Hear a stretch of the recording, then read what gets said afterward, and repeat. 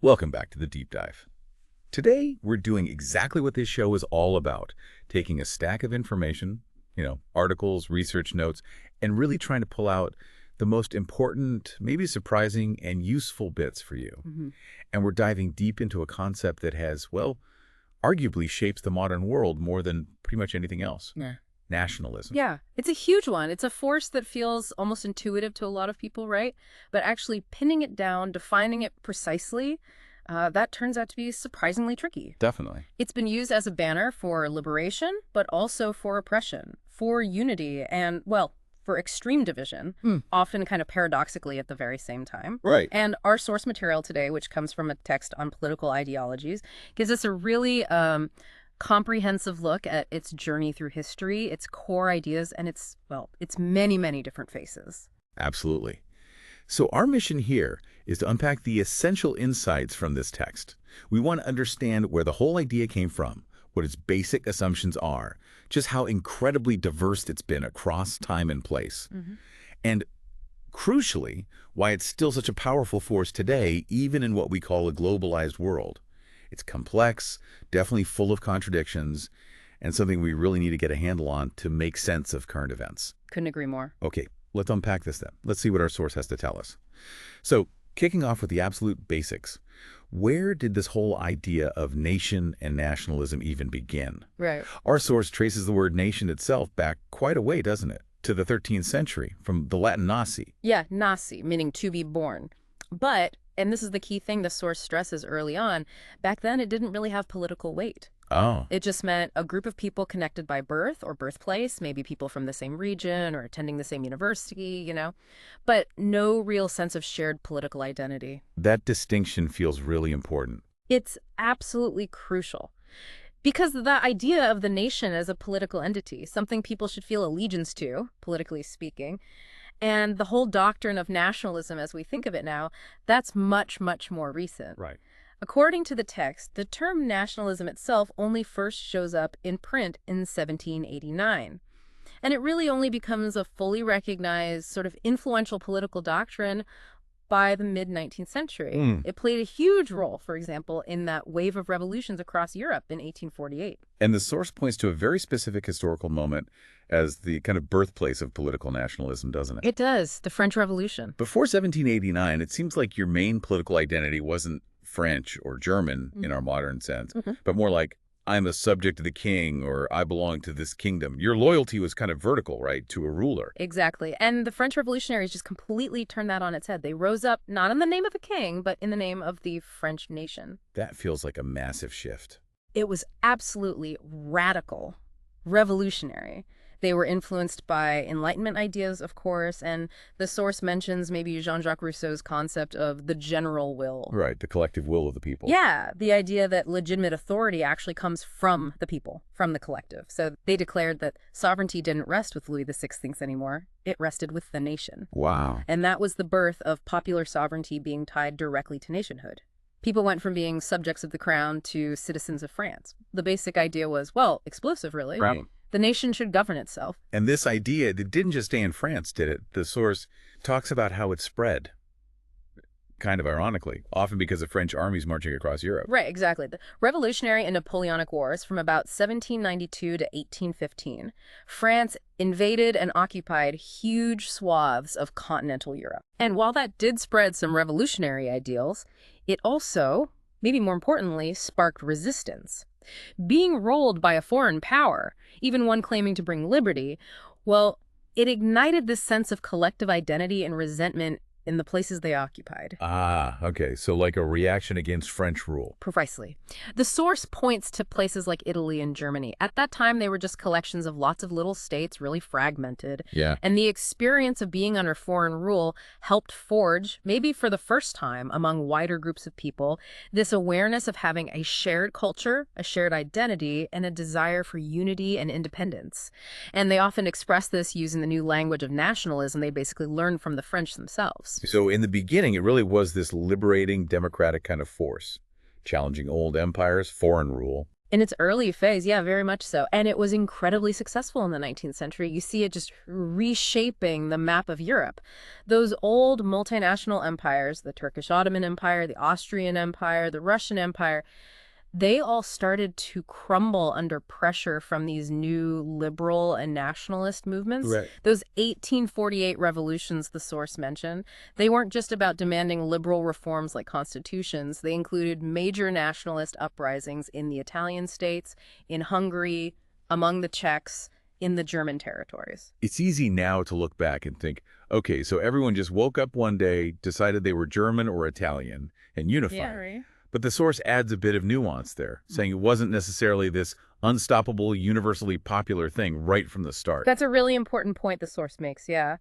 Initially, the real enthusiasm for national unity, for constitutional government, it was largely limited to the rising middle classes. You know, the intellectuals, the merchants, the lawyers, the professional types, they were the ones reading the nationalist pamphlets, dreaming of a unified state that could protect their interests, allow them to govern themselves. And the source suggests these middle-class movements, while important for keeping the idea alive, maybe weren't strong enough on their own to actually achieve unification or independence. Exactly. Where it did happen, like in Italy and Germany, it often lined up with the power and ambitions of existing states or armies. Ah, right. Like Piedmont in Italy. Yeah, the Kingdom of Sardinia-Piedmont, whose ruling house eventually became the monarchy for the whole unified Italy. Or, even more dramatically, think about Prussia in Germany. Bismarck. Right.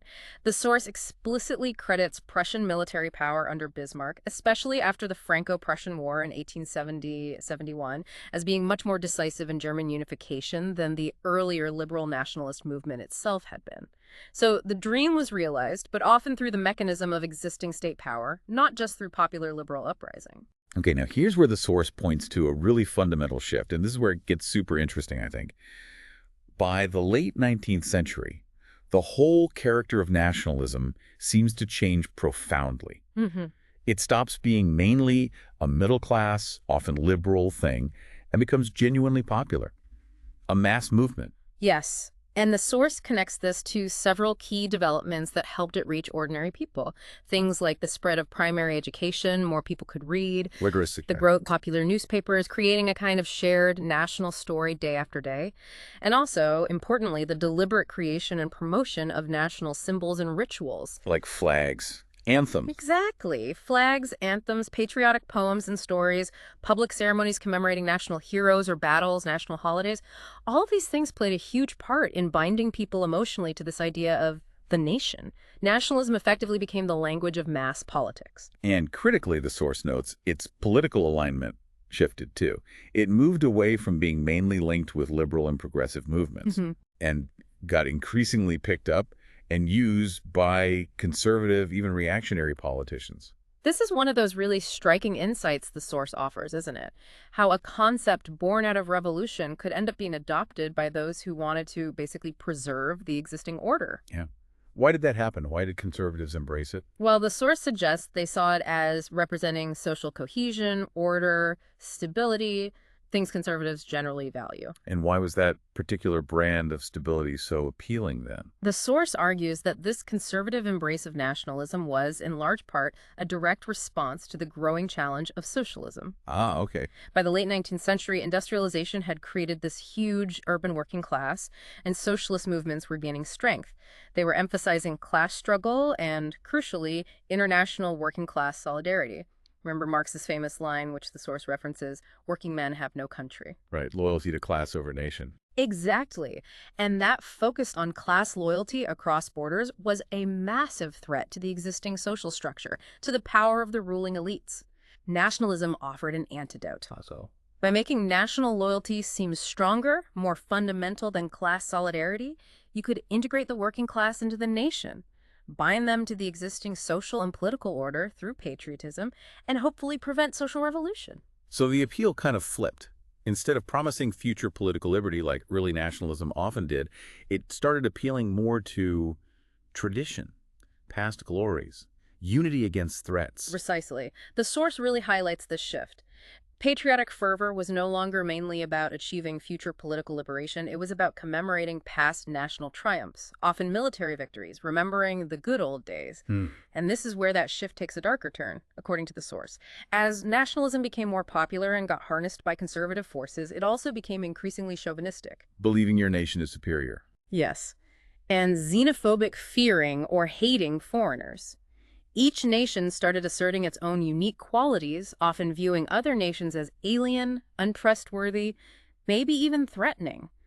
This is that darker face of nationalism that critics often point to, suggesting maybe it was always lurking there, even in the liberal versions. And this new climate, this popular, often aggressive nationalism, it had real devastating consequences. The source links it directly to the scramble for colonies in the late 19th century. Yeah, the scramble for Africa, European powers rushing to grab colonies as symbols of national glory and power. Right. And it also says this mood of intense international rivalry and suspicion, fueled by these competing nationalisms, was a major factor leading up to World War I in 1914. It did, and then, kind of paradoxically, the end of World War I saw the principle of national self-determination, which was originally championed by those early liberal nationalists, applied much more widely. At the peace conference, right, influenced by Woodrow Wilson. Exactly. The old multinational empires, German, Austro-Hungarian, Russian, Ottoman, were broken up, and 8 new states were created in Europe, supposedly based on aligning state borders with national or ethnic groups.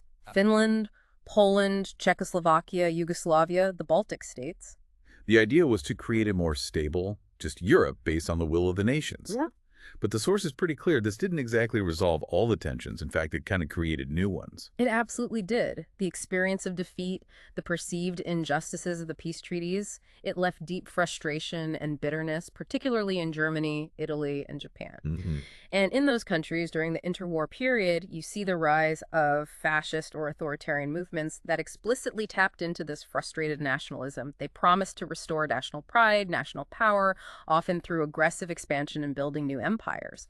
And that, the source argues, ultimately led straight to World War II. Wow. So according to the source material, nationalism is implicated as a significant factor in causing both World War I and World War II. Yes. It's presented as a critical underlying factor in both, though maybe manifesting in different ways in each context. Okay, let's shift focus beyond Europe. The source talks about how nationalism became a truly global force in the 20th century. Right. And the source explains that this global spread happened largely because of European imperialism.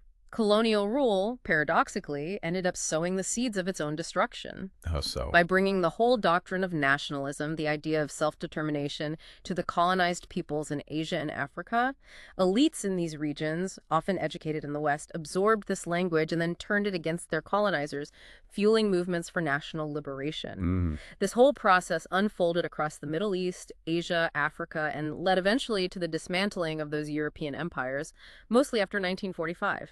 Was this anti-colonial nationalism just a carbon copy of the European version, or did it develop its own unique characteristics? The source argues it definitely generated distinctive new forms, while some leaders, maybe like Nehru or Gandhi in India, used language that sounded like liberal nationalism. The reality of their societies was very different from 19th century Europe. These were economically underdeveloped places, subordinated and exploited by industrialized powers for decades, sometimes centuries.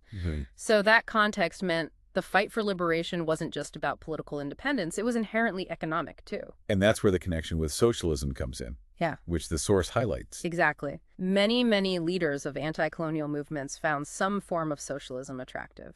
You had moderate figures like Gandhi or Nehru incorporating socialist ideas, but also revolutionary Marxists like Mao Zedong in China, Ho Chi Minh in Vietnam, Fidel Castro in Cuba. Which seems counterintuitive, right? Because socialism is typically internationalist, often critical of nationalism as a bourgeois ideology. It does seem that way. But the source explains why it appealed in the colonial context. For one, it sometimes resonated with existing community values in pre-industrial societies. But maybe more importantly, Marxist analysis provided a really powerful framework for understanding their situation. By framing colonialism as exploitation. Yes. It presented colonialism as basically an extension of capitalist class oppression onto a global stage. Thinkers like Lenin argued imperialism was just capitalism desperately seeking new markets and resources. Hmm. So overthrowing colonial rule wasn't just about getting political independence, it was also about having a social revolution to achieve economic freedom from foreign capitalist control. And some countries went full Marxist-Leninist after independence. The source points to places like China, North Korea, Vietnam, Cambodia. They nationalized industries, adopted central planning, set up one-party states, often looking to the Soviet model. Okay. In other parts of the world, maybe particularly in Africa and the Middle East, you saw a less ideological form emerge, sometimes called nationalistic socialism or African socialism. The focus there was more on state-led economic and social development as a way to unify the nation and overcome underdevelopment. What about post-colonial nationalism later on, say, in the late 20th century, especially when global socialism started to decline? That's an important point the source makes. Since the 1970s, with the fading influence of state socialism worldwide, nation-building in many post-colonial countries has increasingly been shaped by rejection of Western ideas and culture. Ah, an anti-Western turn. Yeah. If the West is seen as the historical source of oppression and exploitation, then post-colonial nationalism often seeks an explicitly anti-Western identity, an anti-Western voice. And the source suggests that in many regions, the main vehicle for expressing this has become religious fundamentalism, particularly political Islam. Right. Okay, so we've traced this incredibly long, complex history. Nationalism shifting its political character dramatically, adapting to different contexts. It's clearly not just one simple thing. Not at all. The source points out this makes it really hard to classify, even calling it schizophrenic in its political character, progressive and reactionary, democratic and authoritarian, left and right. It seems to link up with almost every major ideology, except maybe anarchism, which rejects the state altogether. Yeah, it's incredibly fluid ideologically. But despite all that diversity, the source argues there are still some core ideas or themes that kind of underpin almost all forms of nationalism. And the source lays out 4 of these core themes. The nation itself, the idea of an organic community, self-determination, and culturalism. Let's maybe take some time to dive into each of those, see how the source unpacks them. Sounds good. That seems like the logical next step. Okay, starting with the absolute foundation, the nation. Nationalists believe the nation is, or at least should be, the central principle for organizing politics. But defining what a nation is, that seems incredibly slippery, doesn't it? Oh, absolutely. People mix up nation, state, country, even race all the time. Yeah. And there are endless arguments about whether specific groups like, say, the Kurds or the Catalans or Tibetans are really nations with a right to their own state. That difficulty in definition is a critical point the source keeps coming back to. At the most basic level, it says nations are thought of as cultural entities, collections of people supposedly bound together by shared objective factors, things like common values, traditions, language, religion, a shared history, and usually living in the same geographical area, their homeland. The idea is if you tick enough of these cultural boxes, you belong to that nation. But the source immediately throws cold water on that, right? Saying relying only on those objective factors is really problematic. It does. It says there's no single checklist, no formula. Take language, for instance, often seen as a core symbol of national identity, right? Yeah. Traditional German nationalism was obsessed with language purity. But then you look around. Millions in the US, Australia, New Zealand speak English, but they're not considered part of an English nation. Right. And conversely, Switzerland has a really strong national identity, despite having 3 major official languages: French, German, Italian. Okay, so language isn't foolproof. What about religion? Same problem. Religion can be a powerful force, expressing shared values, contributing to national consciousness. Think about Islam in much of North Africa or the Middle East. Sure. But again, it's not simple. Northern Ireland, same language, but religious divisions between Protestants and Catholics fuel competing national identities, Unionist versus Irish nationalist. Yet in mainland Britain, that same Protestant-Catholic divide doesn't create rival nations. The U.S. is incredibly religiously diverse, but hasn't split into separate nations based on faith. And Catholic countries like Poland, Italy, Brazil, they don't feel they're part of one big Catholic nation. Ethnicity gets mentioned too, sometimes blurring with race, though the source seems keen to emphasize nationalism is usually more cultural than biological. It does. It uses the example of U.S. black nationalism, arguing it's based less on biology and more on a shared, distinct history and culture stemming from slavery and ongoing discrimination. Okay. And shared history and traditions are obviously important national holidays, remembering past glories. But even there, the source adds a wrinkle, especially for immigrant societies like the U.S. Many citizens' families arrived long after the founding events, yet they embrace those national holidays and historical narratives as their own. Future expectations matter too.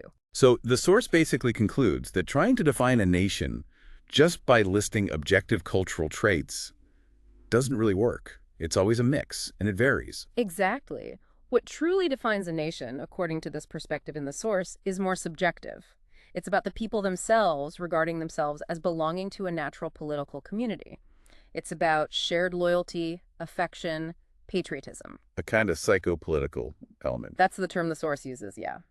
This collective feeling or will of nationhood is presented as the most crucial factor.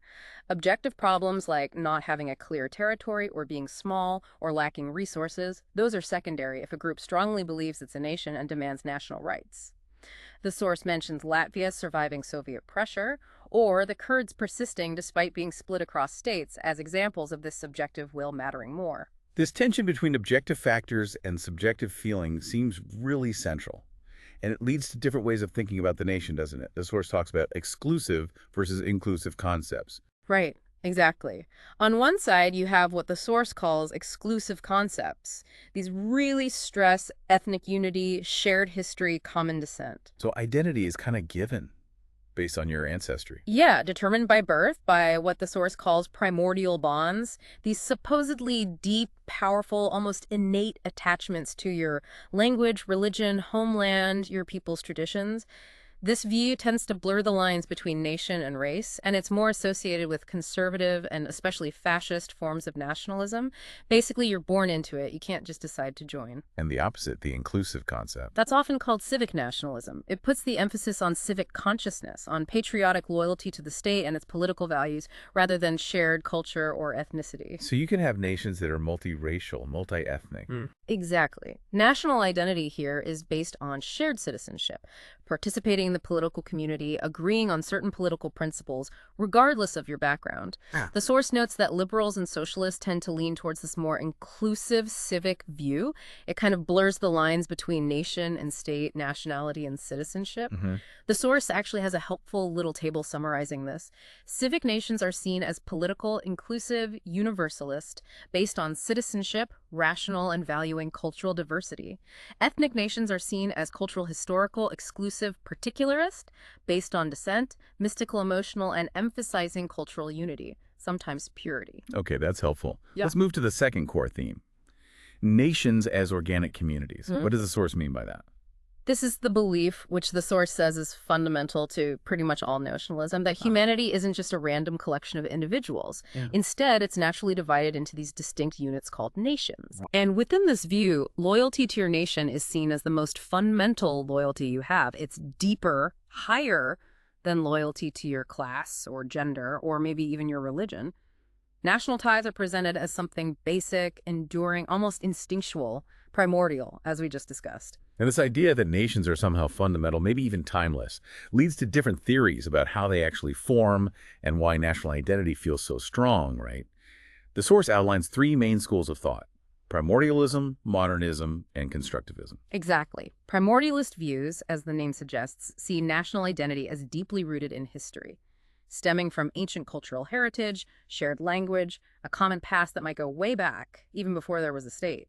They stress these deep emotional attachments, often comparing them to family or kinship ties. So nations have basically always been there in some form. That's the strong implication of a pure primordialist view. The source notes Anthony Smith, who talks about continuity between modern nations and pre-modern ethnic communities, which he calls ethnies. So modern nations are kind of updated versions of these older ethnic groups. Okay. How does modernism differ? Modernist approaches argue that national identity isn't ancient or timeless. Instead, it's forged by specific historical changes, particularly those linked to modernity and industrialization. So it's a product of the modern world. That's the idea. The source highlights Ernest Gellner, who famously linked nationalism directly to modernization. His argument, basically, is that pre-industrial societies were held together by local ties, village loyalties, feudal bonds. Hmm. But industrial society needed people to be mobile, to move for work, and it needed a shared culture, a common language for communication in factories and cities among strangers. Nationalism, with its emphasis on mass education in a standard language and a shared identity, provided the cultural glue needed for these new, large-scale, mobile industrial societies where the old loyalties were breaking down. So nations were kind of created by the needs of industrialism. In the modernist view, yes, largely. Benedict Anderson, another key figure mentioned, also sees nations as products of socioeconomic change, but he links them especially to the rise of capitalism and mass communication specifically, what he called print capitalism. Print, like newspapers and books. Exactly. The printing press, the rise of novels, newspapers, all read by large numbers of people in a common vernacular language. This created a sense of shared experience, a shared world, among people who would never actually meet face to face. That's why he famously called the nation an imagined community. Imagine because you can't know everyone, but you feel connected. Precisely. You imagine this communion with millions of others you'll never meet, partly because you're all reading the same news, participating in the same national narrative. And constructivism takes that imagined idea even further, maybe makes it more deliberate. You could say that.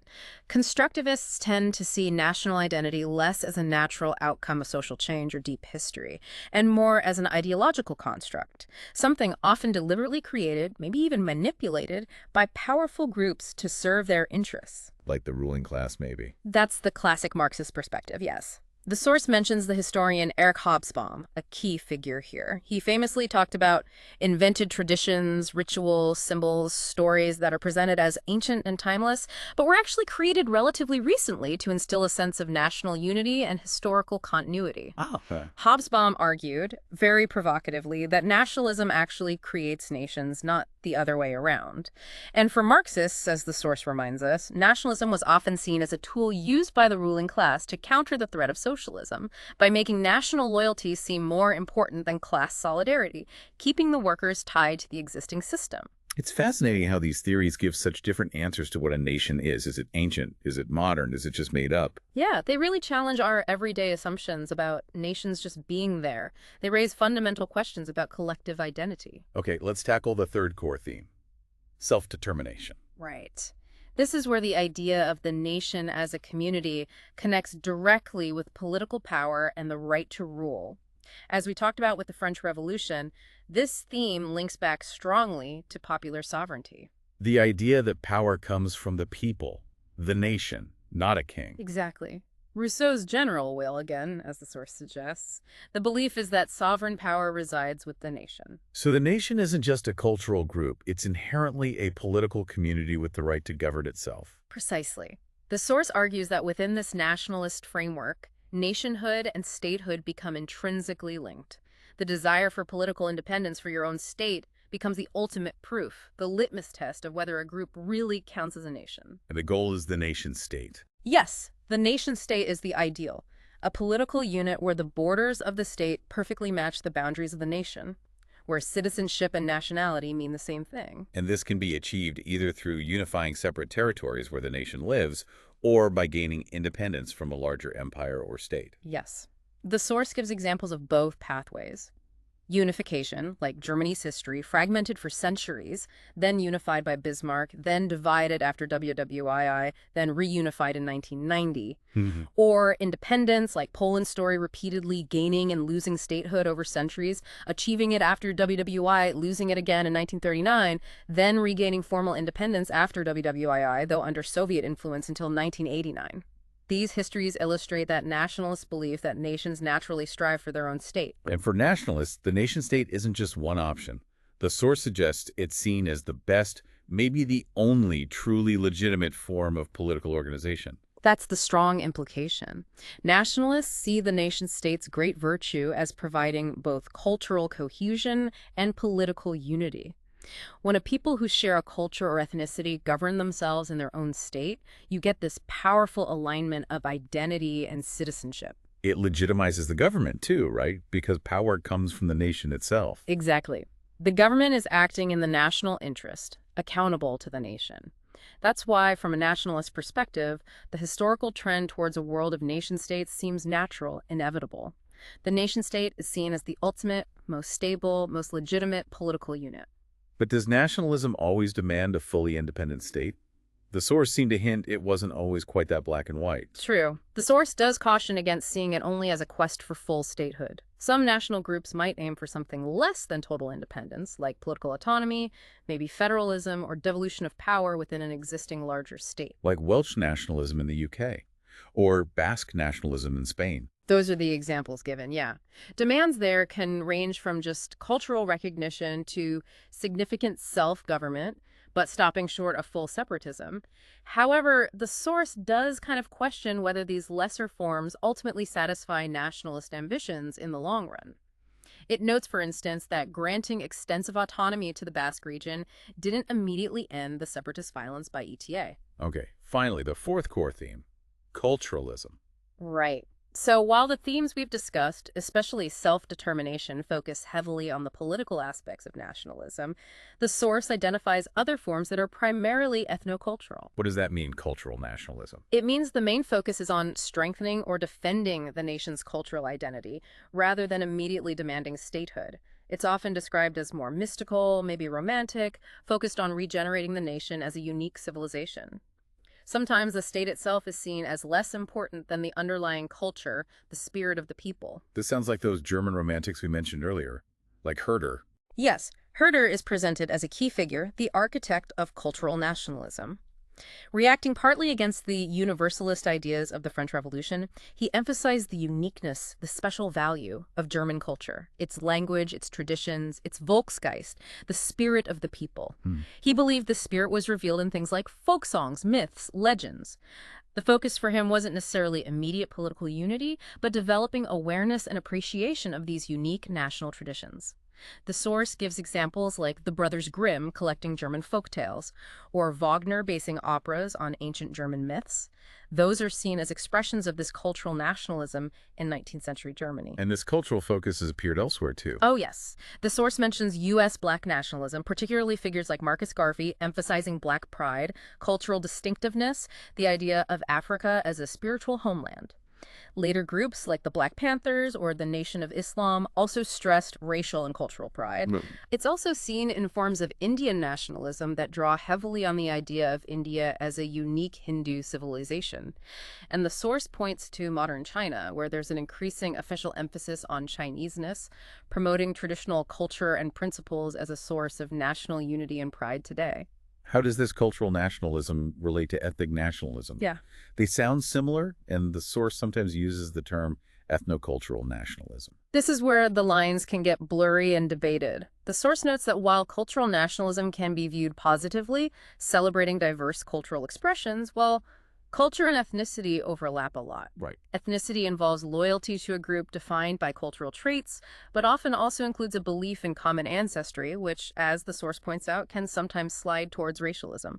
Ethnic nationalism, being based on ethnicity, tends to be exclusive by nature. You're usually born into an ethnic group. You can't just sign up. So, while some cultural nationalism might be tolerant, the source suggests it can easily become, or be linked to, ethnocultural nationalism, which is seen as more exclusive and potentially problematic. Precisely. The source presents ethnocultural nationalism as a form that can become chauvinistic, hostile towards other nations or minority groups within the nation. Driven by pride in one's own heritage and maybe fear of losing it, it can demand that minorities assimilate, conform to the dominant culture, emphasizing cultural purity. The source explicitly states that to the extent it demands assimilation and cultural purity, ethnocultural nationalism is fundamentally at odds with multiculturalism, which advocates for celebrating diversity within a state. And this brings us right back to that core tension we saw earlier, inclusive civic nationalism versus exclusive ethnocultural nationalism. Okay, given all this complexity, its ability to morph and fuse with almost anything, the source then moves on to explore distinct nationalist traditions. Basically, nationalism mixing with other major political ideologies to create specific historical movements. It lists four main ones: liberal nationalism, conservative nationalism, expansionist nationalism, and anti-colonial or post-colonial nationalism. And looking at these traditions really drives home the sheer range of political consequences nationalism has had, from genuinely liberating forces to incredibly oppressive ones. Liberal nationalism, as we touched upon, is the oldest, right? Yeah. Back to the French Revolution, associated with figures across the globe. Mazzini, Bolivar, Woodrow Wilson, Sun Yat-sen, Nehru. Yes. At its core, it fused that idea of popular self-government with classic liberal principles, individual liberty rights, constitutional government. Hmm. And that fusion made sense in the 19th century because the empires and monarchies they were fighting were also autocratic, denying liberal freedoms. Mazzini wanted Italian unity partly to throw off Austrian autocracy and set up a liberal republic. For many revolutionaries then, liberalism and nationalism went hand in hand. It was about applying liberal ideas about individual rights to the nation as a whole. So the nation is seen as a sovereign entity with rights, especially the right to self-determination. Exactly. The source portrays liberal nationalism as a liberating force against foreign rule and for self-government within the nation, usually through constitutions and representative democracy. Woodrow Wilson pushing for democratic nation-states in Europe after WWI is a prime example of this tradition in action. And a key idea is that all nations are equal, just like individuals are in liberal thought, equally entitled to rule themselves. That's fundamental to liberal nationalism, yes. The goal isn't just independence for your nation, but a world made up of independent, equal nation-states. John Stuart Mill argued government boundaries should match nationality boundaries. Mazzini even formed Young Europe to spread this ideal across the continent. Wilson wasn't just promoting U.S. interests at Versailles, he genuinely seemed to believe all nations deserved self-determination. So the aim is a peaceful international order, a kind of family of nations respecting each other. That's the hope, the theory. Wilson thought WWI happened because of autocratic empires, and that democratic nation-states, accountable to their people, would naturally respect sovereignty and avoid war. Liberal nationalists believe nationalism can promote unity within nations and also brotherhood among nations based on mutual respect. But the world is often described as anarchic, internationally, no world government. How do liberals propose keeping the peace between all these sovereign states? The source acknowledges that's the challenge. If every state is sovereign, they can pursue their own interests, potentially leading to conflict. Liberals offer two main solutions, according to the source. First, interdependence, especially through free trade. Making war too costly. Right. The idea is if economies are deeply intertwined, the cost of conflict becomes too high, making war irrational. Second, building strong international organizations, the League of Nations, the UN, to create a framework for international law, diplomacy, resolving disputes peacefully. But the source does point out that critics often see this liberal view as a bit naive. Yes, that's a major critique highlighted. Critics argue liberal nationalism overlooks or downplays the darker side of nationalism, those powerful, irrational, emotional bonds. The U.S. versus them feeling, the tribalism. They say liberal nationalism treats it like a rational principle, applying liberal ideas to the group, but misses its raw emotional power, the power that makes people willing to kill or die for their country, often regardless of whether the cause is just, like the patriotic frenzy at the start of WWI.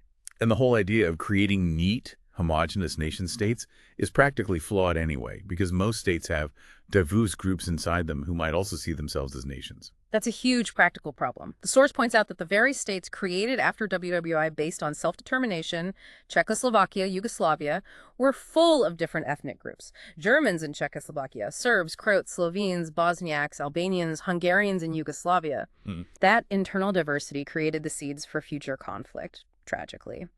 Achieving a truly homogeneous nation-state, the source implies, often seems to require nasty things like forced assimilation, population transfers, or strict immigration controls, things that clash with liberal values. Okay, let's switch tracks to conservative nationalism. The source says early conservatives were often suspicious of nationalism, seeing it tied to revolution. But by the late 19th century, they'd completely changed their tune. They really did. They started seeing nationalism as a valuable ally for maintaining social order, stability, tradition, things conservatives tend to prioritize. Conservative nationalism, as the source describes it, usually flourishes in established nation-states. So less about creating new nations, more about preserving existing ones. Exactly. Less focus on universal self-determination, more on fostering social cohesion and patriotism within your own country. And they see the nation as organic, something that grows naturally over time. Yes, that's a core conservative idea applied here.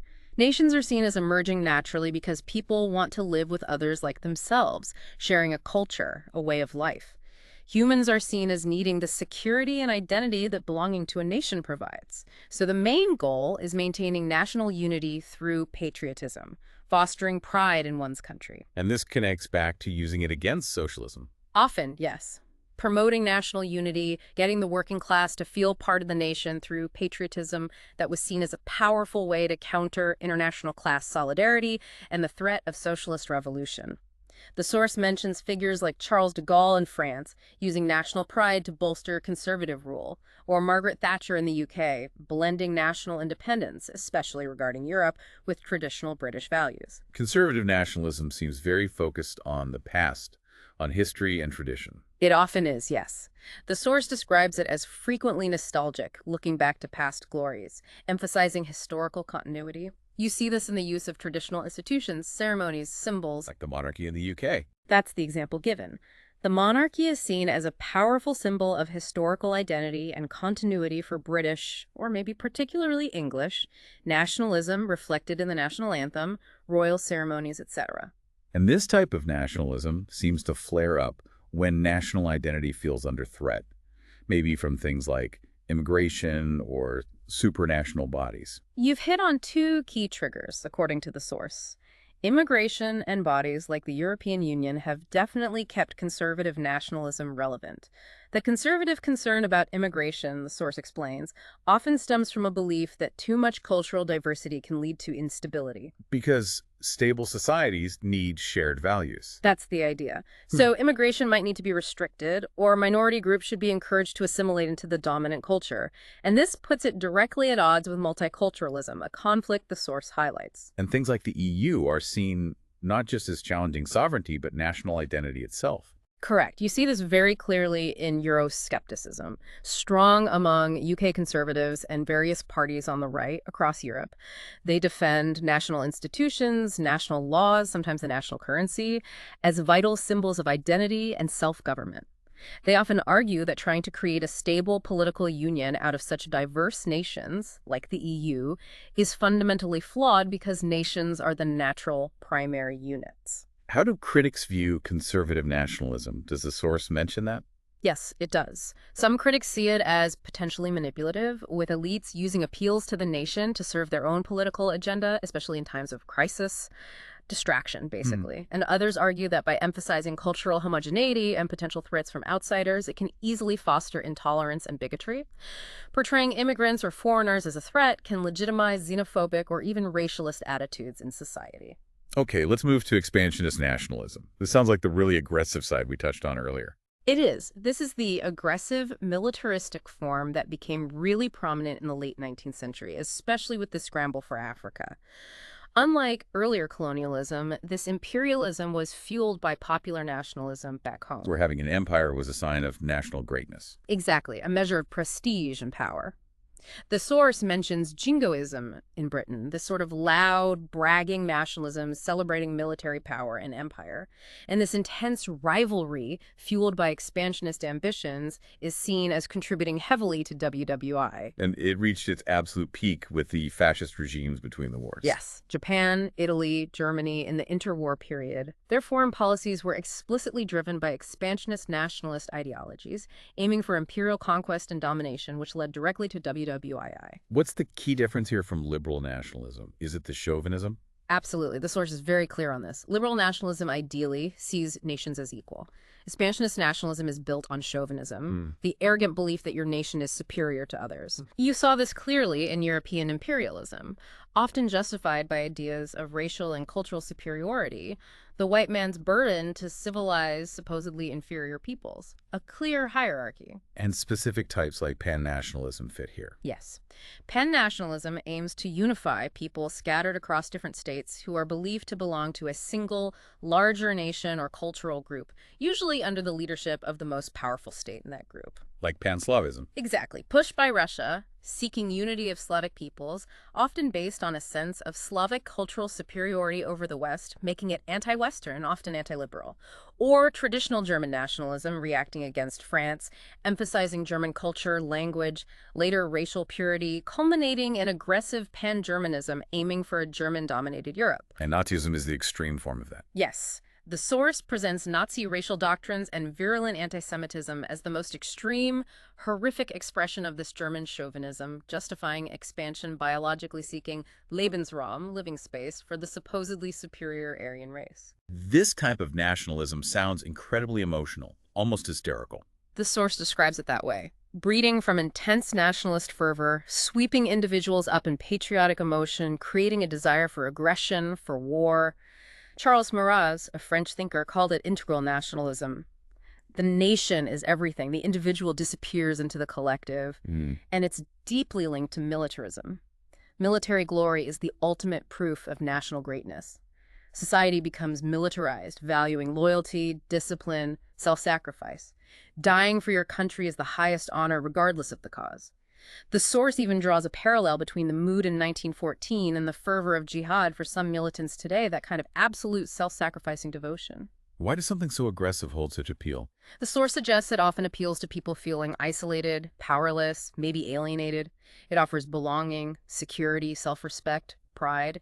It requires a really strong sense of us, and that's often created through negative integration, defining yourselves against an enemy. By portraying another nation or group as a threat. Exactly.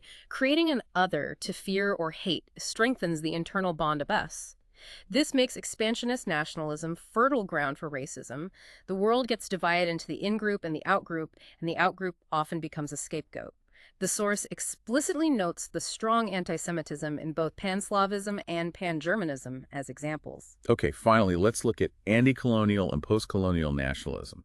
We touched on its origins, but let's go a bit deeper into its characteristics. Right. So nationalism became global largely because of imperialism. Colonial rule itself paradoxically created the conditions for national liberation movements in Asia and Africa. Even though self-determination wasn't applied outside Europe after WWI? Exactly. The empires mostly held on until after WWII. Then a combination of nationalist pressure from within and the weakened state of European powers led to decolonization, sometimes peacefully, like India or Malaysia, but often through long, violent struggles like China, Algeria, Vietnam. And Western-educated leaders used the colonizers' own ideas against them. Yes. Many leaders used the language of liberal nationalism. But, as we said, the context was different: economic underdevelopment, subordination.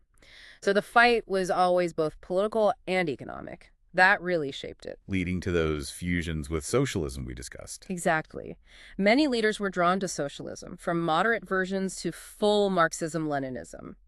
Even though socialism is usually internationalist, it appealed because it offered an analysis of exploitation, framing colonialism as global class oppression. Right, Lenin's ideas about imperialism. Yeah. So overthrowing colonialism meant political independence and social revolution for economic freedom. And some countries went the Marxist-Leninist route. Others developed a kind of nationalistic socialism. Yes. China, North Korea, Vietnam, Cambodia embraced Marxism-Leninism. Others, especially in Africa and the Middle East, focused more on state-led development as a unifying national project, sometimes called African socialism. What about post-colonial nationalism more recently, after socialism's global decline? The source notes that since the 1970s, nation-building in the post-colonial world has often involved a rejection of Western ideas and culture. If the West is the source of past oppression, nationalism seeks an anti-Western voice. And frequently, the vehicle for this has been religious fundamentalism, especially political Islam, offering an alternative, supposedly authentic identity. So we've seen this incredibly long, complex story of nationalism, but what about right now? The source title mentions nationalism in a global age. You'd think globalization might make nationalism less relevant. That's the big question the source tackles at the end. And it points out an irony. Just as nationalism helped break up the last big empire, the Soviet Union, the nation-state itself started facing new challenges from globalization. Like economic globalization reducing state control. Exactly. And cultural globalization potentially weakening distinct national cultures through global media and brands. And globalization creates new ways for people to connect, maybe beyond the nation. Right. Global interconnectedness, the internet, easier travel. It can reshape our sense of community, maybe expand our loyalties. Some argue nationalism is being replaced by cosmopolitanism, being a global citizen. Feeling obligations beyond your own country. That's moral cosmopolitanism, believing everyone has equal moral worth, regardless of nationality. Globalization makes global connections clearer, like how our buying habits affect people elsewhere. This might erode ethical nationalism, which prioritizes your own nation. The source also mentions political cosmopolitanism, belief in global institutions, maybe even world government, though usually favoring shared authority now. Globalization also means more migration. How does that affect nationalism? It increases diversity within states, making that old ideal of a culturally uniform nation harder to sustain. This can challenge traditional national identity, maybe leading towards multiculturalism or what the source calls multicultural nationalism. And transnational communities. Yeah, groups whose identity and ties cross borders, diasporas, professional networks, deterritorialize nations. They challenge the link between identity and territory, suggesting people can have multiple loyalties, maybe leading to ideas like differentiated citizenship. So it really sounds like globalization is undermining nationalism. Well, here's the twist. The source says there's actually little empirical evidence that nationalism is dying out. International organizations are important, sure, but they haven't replaced the nation state as the main focus of political loyalty or emotional connection for most people. In fact, the source suggests globalization might even be causing a revival of nationalism. Yes, that's the fascinating argument. It gives three main reasons for a resurgence since the late 20th century. First, powerful states asserting themselves more nationally in the post-Cold War world. Like China, Russia, India. Those are the kinds of examples given. Nationalism provides ideological fuel for development, strength, unity, pride on the world stage. China's economic rise tied to rising nationalism, Hindu nationalism in India, trends in Russia. Okay, what's the second reason? The flourishing of cultural and especially ethnic nationalism, often violently. Think of the wars in former Yugoslavia, ethnic cleansing, secessionist movements like Chechnya, or horrific ethnic violence like Rwanda. It suggests these identities are still incredibly powerful. And the third reason? Nationalism reviving as a direct reaction against globalization itself, against the fear, insecurity, social disruption it can cause. Nationalism offers a sense of unity, certainty, identity when things feel unstable and threatening. This sounds linked to worries about immigration again. Exactly. When nationalism taps into anti-immigration feelings, it often defines the nation in a backward-looking, culturally or ethnically pure way. It rejects diversity, rejects cultural mixing. The source directly links this to the rise of far-right anti-immigration parties in Europe since the 70s. So the picture is complicated. Globalization challenges nationalism, but can also fuel its comeback, especially in more exclusive forms. That seems to be the source's conclusion. Nationalism isn't disappearing. It's adapting, reacting, finding new energy in response to global changes. Wow. What a journey through this incredibly complex idea. From its revolutionary beginnings, promising liberty, to its darker forms driving order, expansion, oppression, and now its persistence in our globalized world. We've really unpacked how the nation itself is defined subjectively, objectively explored theories of where it comes from, and looked at those diverse traditions, liberal to expansionist. And we've seen how it continues to be this potent force, shaping identities, driving movements, impacting global politics, even as globalization changes the playing field. Understanding nationalism clearly means going beyond simple labels, looking at its history, its many faces, and its deep emotional pull. It's definitely not static. It really makes you think, doesn't it, about how we define us and them, what drives those lines, and how they shift with time and circumstance. And it leaves us with a really big question, implicitly posed by the source. As the world gets more connected, as global problems demand global solutions, will those forces pushing towards shared identities and cooperation eventually win out over the deep-rooted loyalties and divisions of nationalism? Or will nationalism just keep adapting, perhaps finding new strength in the very changes globalization brings? That's definitely something for you to think about long after we finish here.